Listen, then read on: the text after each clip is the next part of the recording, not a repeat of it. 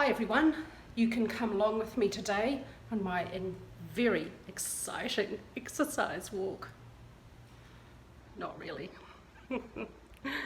So this is what I meant when I tried to say in my horrible, rudimentary, but getting better, Spanish last week. Cuando yo camino en mi casa, como me siento una rata en la jaula, un roja wheel ejercicio. When I walk around and around in my little house, I feel like a rat in a cage on one of those little exercise wheels. Not good. Do not like.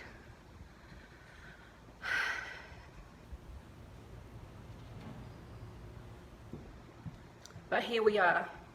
I'm only allowed out of this building for a total of 6 hours a week, and I need exercise. And we do a pretty hard cardio workout every morning. Well, we have 5 days on, 1 day off. But it's not enough. I've got to walk. There's something about the exercise, it's very specifically of walking, that's really good for the damage I've done to my hip from all those years of surfing with heavy longboards. So here we are, going round and round in circles. I do not do this very often, I must admit. If I could do this every day, that would be so much better. But it's actually rather depressing. Caesar does it every day. After we do our cardio, he walks and walks. I can't seem to manage that. It's just too depressing. Okay, so I have some good news for you. I'm going to sit down now. I've done quite a lot of walking. That's the end of that. Let's take a seat and I shall update on some good news. So some good news today. I think we filed our visa. Well, when I say we, I mean, I think our lawyer did it for us. Caesar went to the bank and got the letter from the bank saying we've got the money, and he got the checks to pay the fees. And our lawyer picked up our passports and delivered it all to immigration. So we've paid the fees, they've got our passports. I expect at some stage next week we may have to actually go in ourselves to immigration. We may only need to go in once for one visit for them to, I don't know, question us or something. The usual process is all very different. What would have taken 5 days in a row is now taking more like, it's about 3 weeks. But then we did have all of our documentation all ready to go. All our ducks were lined up and ready to be shot. I don't know if that's the metaphor, but here we are. Still in the world's strictest quarantine here in Panama City. The rest of the country doesn't have quarantine, but most businesses closed down, and that's still the case. They're opening up the economy block by block. They've divided it into 4 blocks. They've opened block 1 and block 2, and it was about 2 weeks after they opened block 1 that we started to see a rise in cases. Now, even though there is apparently a very, very strict quarantine, which I've described here before, here in Panama City, you wouldn't think it when you go out. When I do make my occasional outings to hunt and gather to get food from the supermarket, that's where I go hunting and gathering, it looks like there's no quarantine.